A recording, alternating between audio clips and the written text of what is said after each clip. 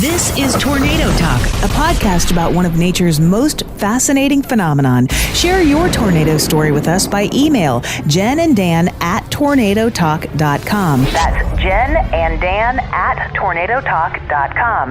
Now, meteorologists Jennifer Naramore and Dan Holliday. Tornado Talk is on. What is a storm chaser? A storm chaser is really anyone who chases a storm. Some are new at it, some have done it for years, but no one is immune to the danger from the storm itself and the danger of other drivers. I've seen people parked out in the middle of the road and set out their tripod in the road, and when you try going around them, they give you the bird. From what I've seen, sometimes the behavior is a little bit reckless. I have never seen anything like I saw in Springer, Oklahoma at a gas station overlooking a hill on 35, and you would have thought that it was a drive-in movie at 5 o'clock in the afternoon. People will park on the right side of the road and run across to the left, and they're not paying attention. They're looking at the tornado, and they're just running across the road, and somebody's going to get hit someday. I mean, it's just going to happen. Social media fans the flames of storm spotting incidents all over the world. Everyone has a camera, and whether you know it or not, Big Brother could be watching you while you're watching a storm. In Facebook and Twitter land, the storm chaser appears far more daring, far more dangerous at times. And just like the Paul Simon song says, there were incidents and accidents. There were hints and allegations. So we wanted to know your thoughts. Have chasers gone wild? There are some that indeed have gone wild, and I won't really call it go wild, but they've become very egotistical and aggressive. Let's meet our Tornado Talk panel. That is Alicia Gilliland. She's a meteorologist with the Center for Severe Weather Research in Boulder. Alicia has chased storms ever since she had a driver's license. On the job, the data her team collects furthers the science and meteorology. What are her personal goals? One, you want to see if your own forecast verifies, because sometimes you'll go out chasing and it's not really an exactly ideal setup, but you still go out anyway, whether you have to for work or if you just want to get out and about. So there's that challenge there. It's just always challenging yourself to, make a better forecast. And I think that's just part of the meteorologist's nerdery, for lack of a better term, I guess. And Mother Nature gives you all sorts of beautiful things to look at. And then with work, of course, if it's a work-related chase, which most of them are anymore, you have your tasks that you need to complete and everything too, which is, making sure equipment works and making sure your data is backed up and all that. So there's two sides of it, for me anyway. Quincy Vagel grew up on the East Coast and graduated from Western Connecticut State University with a degree in meteorology. He's worked in television, has been chasing storms full-time since 2014, and he just relocated to Oklahoma City. I've always had a lot of interest, and I feel like when it comes to storm chasing, there isn't any one specific thing. Obviously, making money is probably the end goal, but there's so much more that goes into it than that. And I love photography, so just being able to take pictures and just so many aspects of chasing that really, really drives my passion. And that's why I've kind of left TV and have changed my career path into storm chasing. Jake DeFlitch is from Irwin, Pennsylvania. He graduated from Penn State University and is a master's student at Oklahoma State. Jake and a group of friends started a club when he was at Penn State. The group would head into the field up to a couple of times a year to chase severe storms. What are his passions? I enjoy taking what I've learned from the meteorology from my bachelor's degree and kind of implementing that into real-life experiences, which you can see with any storm chase that you have, whether it produces a tornado or if it's just a supercell, and that's my overall goal. On the side, I do enjoy photography. I'm a photographer, so I take lightning photography, just in general time lapses to capture the beauty of nature, I like to say as well. And then I've also done a couple research projects with the Center for Severe Weather Research, so Josh Warman and Kara Kasiba with the Doppler on Wheels, and in that case, it was more or less collecting scientific data. Jeff Stevens is the CEO and owner of Mezzo Mount Designs. It's a business he created in 2016 and makes the only magnet-mounted dome camera for the roof of storm chase vehicles. He also chases storms with the North Texas Storm Spotters and Oklahoma Storm Chasers. He lives in Lewisville, Texas. Why does he love weather so much? One answer is going to be is the spectacular what we're seeing. It's just really, truly understanding that this is much more than just a storm chasing or photography. This is something that people will never see again, and no storm system's even close to the like. Everyone has different variables in it, and it teaches you how to chase storms differently a little bit. every time. It's us being able to understand everyone we learn that it's going to be a little bit different, and we learn from each one of them. We become better chasers. Becoming a more skilled chaser is one thing, but becoming a responsible one may be more critical now than ever.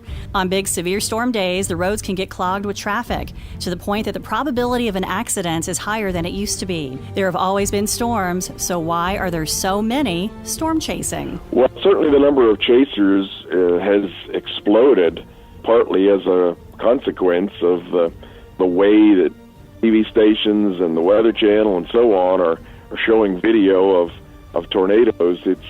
There are thrill seekers of various types out there.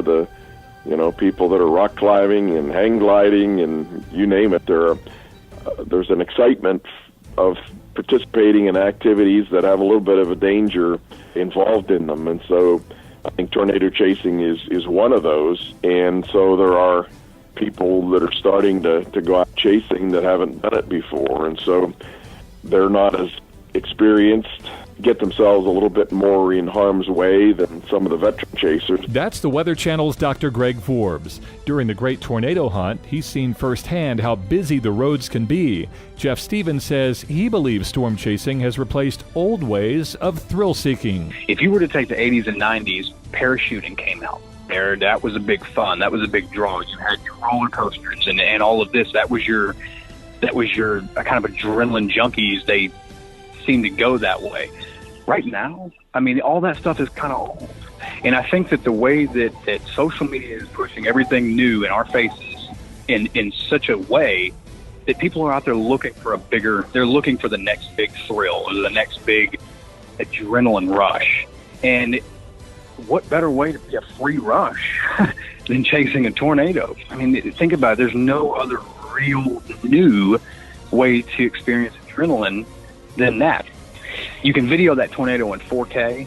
You can make it look like you're almost there with technology. And within minutes, you can be sitting on the couch watching it. And with social media spreading the thrill of storm chasing, Quincy Vagel says that has helped bring new fans onto the roadways. Well, I think there's a lot of reasons. And again, going back to social media, I think not only is social media an impact when it comes to sharing footage, but I think because there's so much information online now that almost any local Joe or Sally can go see that, okay, the meteorologist is saying that there's going to be a chance of tornadoes in this very specific area, or they're seeing that Storm Prediction Center outlook.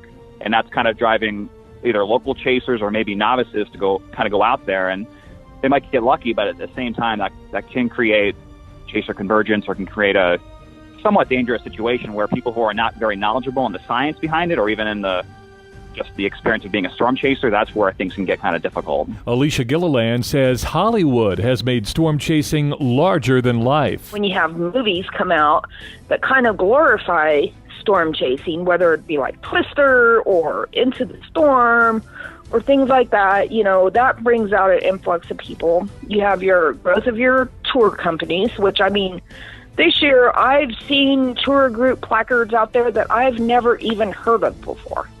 And then, of course, you have your long-established ones like White Hills Run and Cloud9 Tours and Extreme Chase Tours. They've been around a while. But then there's a lot of other ones that you just see these little placards on the door and you're like, what company is this?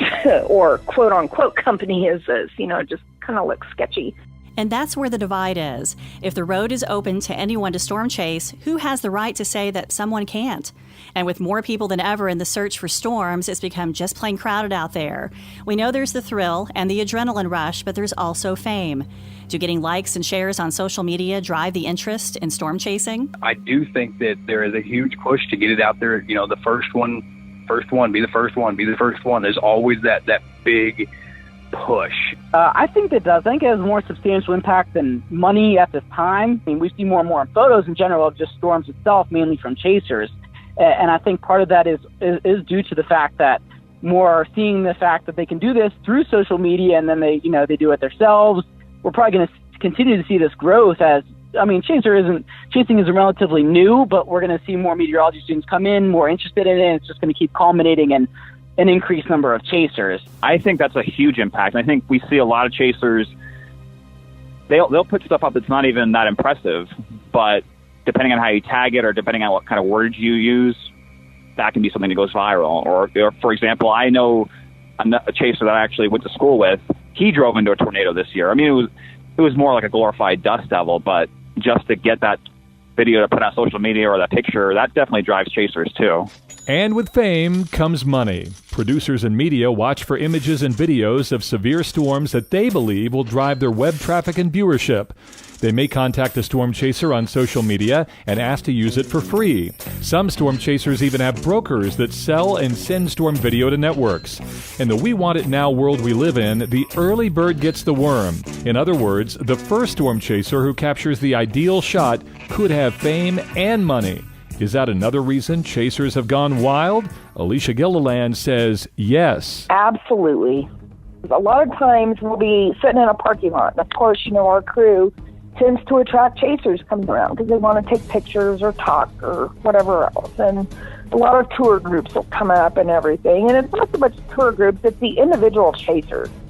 And they'll come up with, they have a, fairly expensive looking video camera and everything. And they're shooting video and they're like, oh, excuse me for a minute so I can go upload this real quick. And it's like, huh? And, you just hear chatter of people saying, hey, I want to get video because my job isn't making me enough money or I'm unemployed. I need to sell video. And a general feeling that I've gotten, off of, various social media, because I have to take care of social media for work and everything. But, just social media and just being out there in the public, sitting in a parking lot, you hear people saying, hey, I need to get video, I need to upload this. If I'm the first to get it, then I'll make the bucks. And then, and I think there's a general feeling, I may be wrong here, that, they can get their video, get the shot of the year, sell it, and be able to retire. And, I know a lot of people that do brokering, and it doesn't work that way. They do not make big bucks off of it. And for those that do a lot of video brokering, they're also photojournalists, so that's part of their work.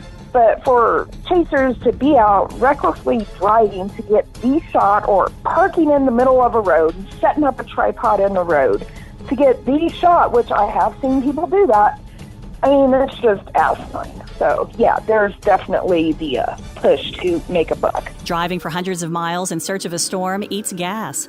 Jake DeFlitch thinks being paid for a video isn't a bad thing because for some, it covers the cost of their hobby. I think most still do it just for the beauty of the storm, and then on the side they say, hey, at least I can cover my gas money or the food and the gas that I paid in the hotel or whatever.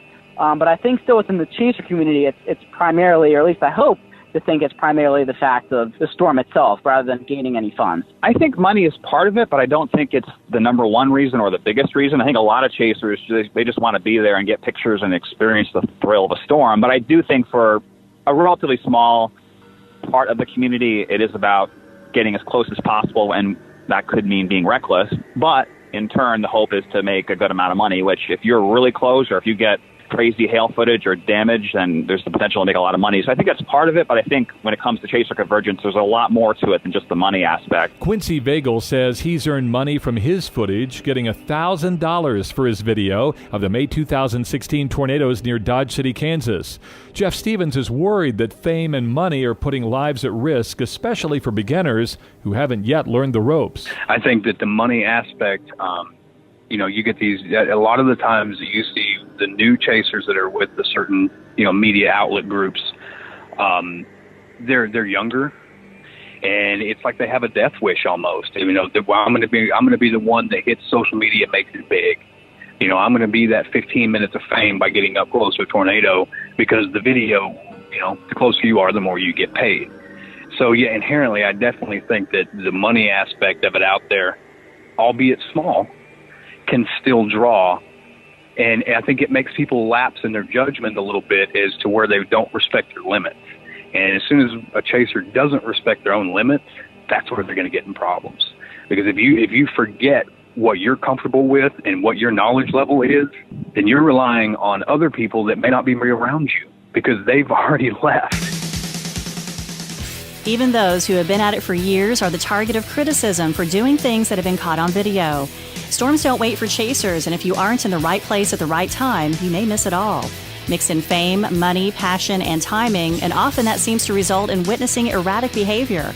It frustrates those who try to follow the rules of the road. I've seen people running stop signs. I've seen people parked on private property, which that's just disrespect right there alone, you know. I've seen people parked out in the middle of the road and put out their tripod in the road, and when you try going around them, they give you the bird, and just all sorts of things like that. And then, you know, there's everybody else, you know, they're behaving, you know, and well respectful and everything, but there are the few, they just don't give a damn about anybody else but themselves, and they make it very clear, you know, they just do whatever they choose to. And like I said, it's mostly the aggressive driving. The biggest issue I see is people do not pull all the way off the road, and they're jumping in and out of their car. Some are standing close to the road. So those are the two biggest issues I see. Now, I've heard other stories where the media has become more of a concern because they're coming a little bit extreme, I guess you could say. I've seen storm showers where you have a van that's parked on the shoulder, and then all of a sudden you have like 10, 15 people run out, and there's traffic. And I've actually had close calls where I've had to like slam on the brakes because someone's running across the road. I mean, I've run across the road before, but not when there's any vehicles nearby or anything when I'm approaching. So I've seen that. I've seen tripods on the road, and when I say road, I mean on the road surface inside the white line. So not on the shoulder, but actually on the road, the driving surface. I've seen that. One of the things that bothers me the most is people who pass at high rates of speed in non-passing zones, especially when there's no need to do it. I was chasing in Oklahoma. It might have been in March of this year. I was on a road where the speed limit was maybe 65. People were flying by me at 80, 90 miles an hour. And for what reason? There was actually a supercell that was behind us. So I don't know why they had to go way out in front. I think it might have just been kind of thrill-seeking and adrenaline. So I've seen like high rates of speed. One of my early storm chases was in Pilgrim, Nebraska in 2014, and one chaser apparently he had been filming with his one hand and driving with the other hand, and he swerved off the road into a ditch. Dan Robinson of StormHighway.com posted an article in May of 2017 titled The Top 5 Ways to Be Known as an Idiot Storm Chaser. Number 5, he says, is thinking you're going to make a living or be famous for chasing. Number 4, stealing or faking storm photos. Number 3, putting flashing lights on your vehicle. Number 2, celebrating when a tornado hits a house. And number 1, driving like an idiot. But not so fast. Jeff Stevens says something new has begun with the excitement around severe weather. The violators aren't necessarily storm chasers. It's those who chase the chasers. I've never seen anything like this, and I even told a bunch of my friends afterwards, I said, this is a problem. And it had nothing to do with the chaser community. The chasers that were on the same storm through Tishomingo, southeastern Oklahoma, the chasers were extremely conscious about safety. They were pulled off the side of the road. They were using hazards when needed to. I could not complain. I could not find anything wrong, and you could try to nitpick every little thing. It's the locals that come out, and I have never seen anything like I saw in Springer, Oklahoma at a gas station overlooking a hill on 35. We pulled up to the gas station watching a tour-worn storm come in, and you would have thought that it was a drive-in movie at 5 o'clock in the afternoon, because these people had their families out sitting on tailgates. Every one of them had a camera in their hand, and they were just watching. And of course, they saw us come through and, want to wave and, hey, what's going on? But these people were that's what they do. I mean, it's Oklahoma, and those are the people that were clogging up the roadways. Hey, let's follow these guys. You may have 5 legitimate chasers out there doing what they do, and you've got 25 locals filing behind. The general public, even though most people don't see that, and this guy behind us who is in just some pickup truck with his girlfriend and kid, falling behind us, we have no control over what he does. But the problem with this is he's right along with us, and it's a company that you keep. If he's following with us, this guy sees him blowing through yards. Who's doing it? It's the chaser community, or it's the chasers that are out there doing it. No, it's really not. The majority of the chasers, and I wish the media would understand, the majority of these chasers, we do this for the love of what we do. It's not the chasers that I see that are out there the problem. It's really I want to call them GoPro heroes. It's the people that get the GoPros that think, hey, I want to go do this.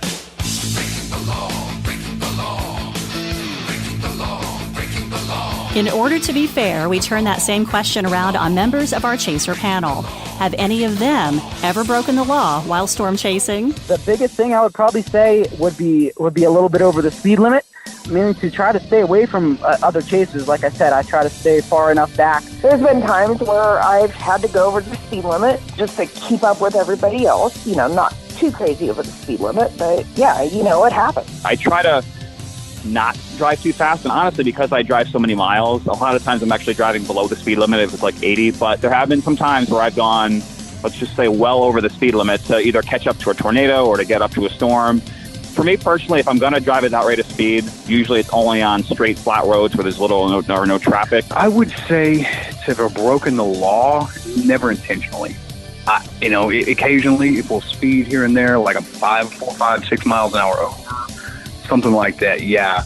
So the rules do get bent from time to time, but then there are the extreme cases. One storm chaser drove into a weak tornado in Louisiana and then was berated by his peers on social media. In Prowers County, Oklahoma, 35-year-old Derek Shores of Pahuska was arrested for impersonating a peace officer and for illegal use of red and blue lights. There was an incident in Dimmitt, Texas in the spring of 2017 when a chaser was caught on video between two tornadoes. A frightening situation. Jeff Stevens recalls that. I don't think he was a bad chaser. I think he made a bad decision staying where he was. But, it's I don't know if he was actually getting, paid to do that, if he was selling the video. I have no idea. But it's situations that I have seen that people are like, I've got to get this, I've got to get this, I've got to get this, out there. I've got to get it uploaded. I got to get it out there. They're the ones that I think are taking the risks a little bit more than the others are. So I do think, albeit small, the financial gain can definitely impact how somebody thinks on the road. You got to think, when we're out there, there are 9 million things that can go wrong. And if you're only focused on one thing, and that's how you're going to get that video uploaded and get paid, you're risking a whole lot. And I think it's an unnecessary risk. And then there was the accident that shell-shocked the storm chase community. More after the break. The Tornado Talk podcast was born out of a labor of love in the spring of 2016. Each episode, we dig deep to bring you fascinating stories about how tornadoes have affected the lives of everyday folks. So far, there have been 35 episodes. If you haven't heard them all, we invite you to subscribe on iTunes so you receive them the moment they are released. And if you'd take just a few seconds to give Tornado Talk a review on iTunes and let us know once you've posted it, we will send you a pair of Tornado Talk koozies absolutely free. Thank you for your support from the team at Tornado Talk and tornadotalk.com. Tuesday, March 28th, 2017. The lives of 3 prominent storm chasers were tragically cut short in Spur, Texas. KXAN-TV's Jem Spencer made the announcement of what happened and who was involved. Kelly Jean Williamson and Randall Yarnall from Cassville, Missouri. They were on assignment for the Weather Channel. And Corbin Lee Yeager of Peoria, Arizona. The area was under a tornado warning at the time of the crash. The Texas Department of Public Safety says Williamson was driving a black Suburban and didn't stop for a stop sign, hit a black Jeep coming the other direction. All 3 were pronounced dead at the scene. KXAN-TV photojournalist Austin Anderson remembers getting that news. I almost dropped the phone and when I heard this, and my first reaction was, oh no, like we could see this coming, because it's a frantic situation out there right underneath a severe thunderstorm. And there are so many distractions while on the road. And I'm just, my heart just goes out for their families and all this in the community. The 3 men who lost their lives knew all too well the risks involved when storm chasing and ranked safety as a major importance. Just weeks before the fatal crash, Kelly Williamson spoke to KSPR-TV in Springfield, Missouri. We've had a couple scary moments in Texas. The biggest danger out there is the other chasers and the grandma that's trying to get her kids. The tornado sirens are going off and she's trying to get them to safety. You've got to watch out for everybody out there, and then the storms kind of come secondary. As long as you go out there and be safe, that's the main thing. The accident raised questions about how something like this could and should be avoided in the future. Jeff Stevens believes it has changed the way that people chase. I think that the social media blew up after the tragedy with the three chasers in a way that a lot of the guys, a lot of the true storm community, they really took that to heart. We really took that, okay, we need to slow down, and we need to do this, and we need to do that. And everyone I've ever seen after that, I've never seen somebody blow a stop sign. I've never seen, honestly, after that this year, I haven't seen a whole lot of nonsense. And if it's true that chasers won't be wild in the future, dangerous weather will be. Even the most skilled are not guaranteed to stay safe when a storm's strength and path can quickly change. Dr. Greg Forbes remembers another loss on May 31st, 2013. There's a lot of unpredictability in the tornadoes and how they behave. Certainly Tim Samaras and his team perishing in the El Reno tornado. They were extremely careful. They were out seeking to make measurements, getting close to the tornado. They weren't out there just for the thrill of it. They were trying to do science. They got caught in an erratic behaving tornado. So that El Reno case goes to show just how dangerous things could be. It was near Oklahoma. A lot of chasers there, some veterans, some just people that let's go out and see. Don't know the details or the breakdown of percentages, but there were about 20 vehicles or more, or around 24 vehicles that were real close to that tornado. Just the ones that we had GPS on, that we could see, our ability to monitor the storm chasers that way and where they are. But there's probably were a lot more that weren't participating in that GPS monitoring program. So that meant that there were a lot of people really potentially in harm's way. Were the Samaras group and one other chaser that perished in that El Reno tornado, and our own Mike Bettis, that could have wound up turning fatal. So it's a dangerous hobby or avocation. The meteorology community is grateful and respects the scientific work that Tim Samaras and his crew accomplished. It's the concern about the new storm chasers of tomorrow and the explosion of social media that exposes everyone's faults. Have we started over-policing each other? There's a lot of finger pointing going on, and I also think there's a lot of people that are just stirring up unnecessary drama, just the same, And then there's some people that do need the finger pointed at them, and when somebody, blatantly makes a bad example for everybody else, yeah, they need to be called out. It's hard to blame someone, say, drive a little bit too fast, or everyone has these times where maybe they didn't see the stop sign, which was far away, or an accident happens. But unfortunately, that's why if you're driving, that's kind of what you have to be aware for, because you are the driver. Right now, I'm not sure the over-policing is doing much. I think we're more just trying to point fingers. It would be nice to kind of, have a solidified foundation, so if something does happen, that it comes back to the chaser. And because right now it's difficult to tell who that even was based upon maybe their car type and any bumper stickers they might have on or a license plate. This is not something to be taken lightly, but if you're out there blowing and going to get to a storm, if you look at it, the tortoise and the hare, if you really look at it, I'm going to get to that storm just the same way you are, maybe just a little behind you, but I did it safely. Take responsibility for your own actions. Slow down when you need to slow down. Do the right thing when you need to do the right thing. That's where we're really going to start changing around this negative persona that we've got, is when everybody takes a look at themselves. I call it like I see it. If I see something that's reckless, I'll say it. If there's a problem, I'll say that there's a problem. But I try to kind of stay out of the whole chaser arguments and all the fighting that happens on social media. So kind of just to summarize, I think there's some over-policing where you have some chasers who go out and point fingers and blame other people.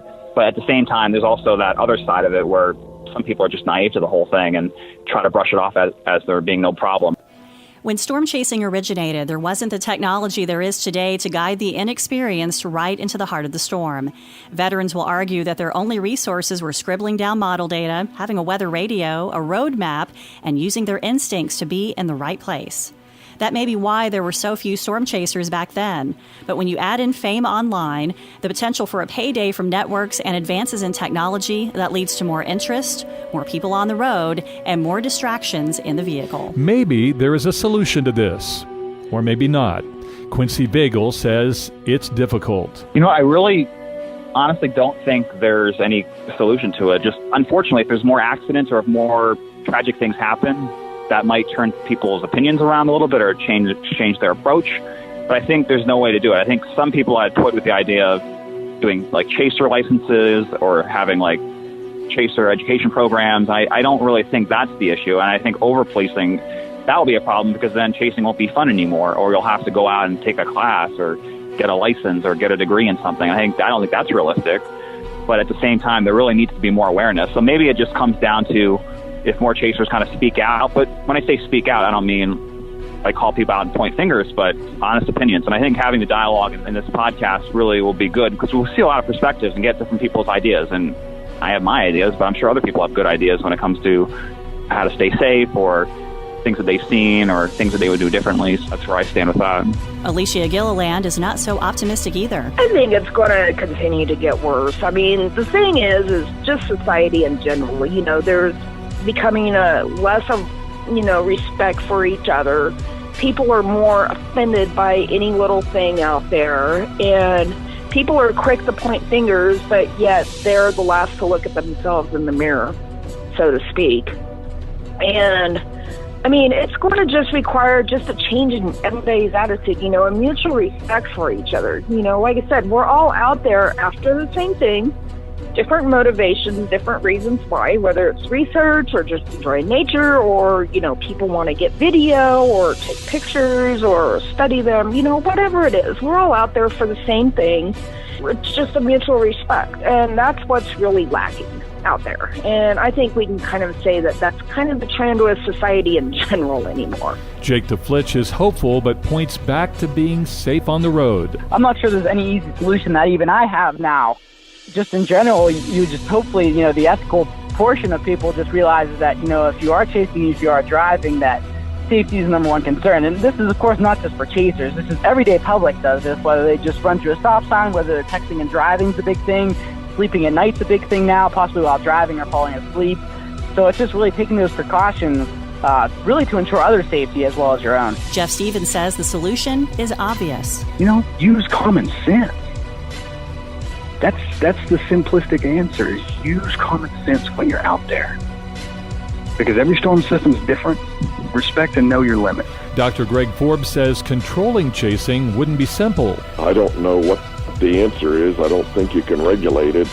Always at the storm chaser conventions that I usually go to, there's a session on good behavior and chasing safety and that type of thing to try to get the word out when you can about how to be good citizens. Tim Marshall has a message of hope and suggests education for those just learning and what it's like to chase a storm. I just want people to chase safely. I know they're going to chase out there, and I want them to be like I was when I was a kid, read up on everything you can about tornadoes. The internet makes it so easy to learn about tornadoes, so do your homework, because tornadoes can be somewhat erratic in their movements, and you don't want to be caught in a tornado. So keep your distance and, just stay safe.